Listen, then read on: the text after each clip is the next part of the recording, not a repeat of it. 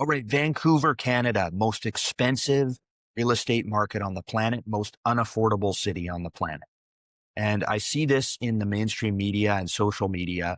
First of all, we are not even in the top 100 most expensive cities.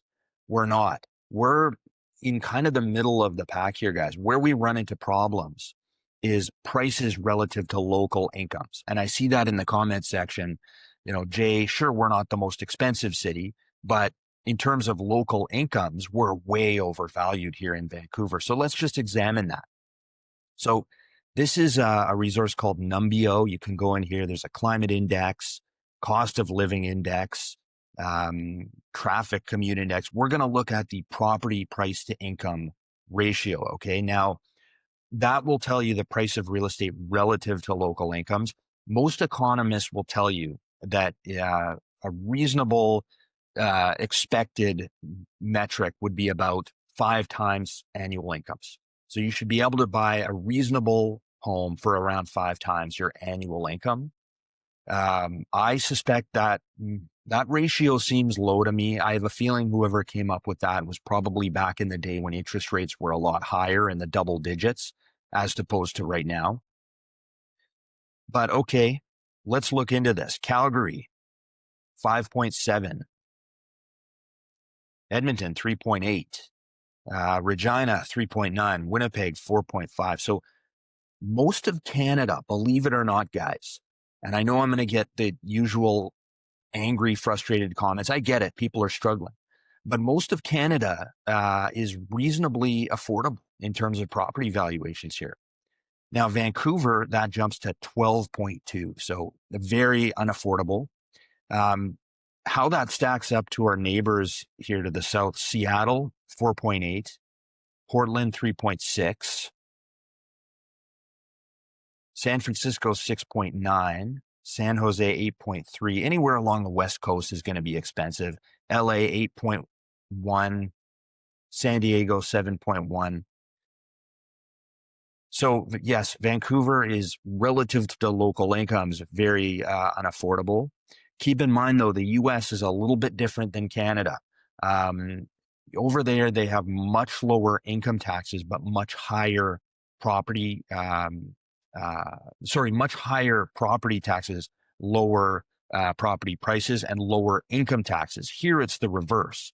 We have higher prices, but how it works in Canada is we get killed and just absolutely hammered, obliterated on our income taxes. We're working half the year to pay taxes to the government. It's ridiculous, but we pay low income taxes. And in the US, that's reversed. But to understand local real estate, you have to understand global real estate. So as an example here, London, 15.3, Paris, 15.1, Milan, 16.1. Guys, what's happening in Vancouver is not unique to Vancouver. Don't buy the mainstream headlines and some of the junk you see on social media and X here. These guys don't know what they're talking about. All of these cities, any coastal, desirable waterfront city is going to be expensive. Let's look at China. Guangzhou, 22 times. Shenzhen, 28. Hong Kong, 28. Taipei, 34. Shanghai, 34. 34 times your income to be able to afford a home in Shanghai. And most of these, if you actually look at the rates of home ownership in Canada, they're actually quite high compared to our peers. When you look at Europe and Asia, it's widely assumed in these cities that you're pretty well going to be a renter. And that's where Vancouver's heading here. Last point on that.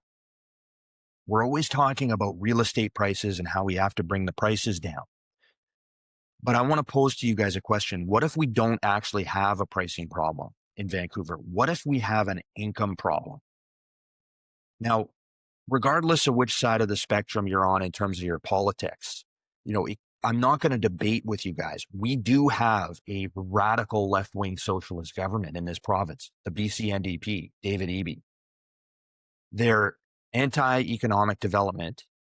They're definitely anti-real estate, anti-pipeline, anti-LNG. They've crushed the forestry and the mining sector. They'd like to crush the real estate sector as well, which is crazy because that's the goose that lays the golden eggs. Just the property transfer tax alone contributes billions of dollars to this economy. So they're crazy. The only way you're going to bring down real estate prices is if you drive the province into a recession. That's the fact that none of these politicians want to talk about. But I think we have an income problem. We need to start getting the economy churning, get some infrastructure projects, build up our tech sector, forestry, mining, LNG, pipelines. That's the problem that we have in BC. And I think if we resolve that, maybe the solution isn't to bring down real estate prices. Maybe the solution is to build a stronger and more diversified economy where people can make some money here and not get taxed to death. Let me know what you guys think in the comments section. I'm Jay Coupar. See you in the next video.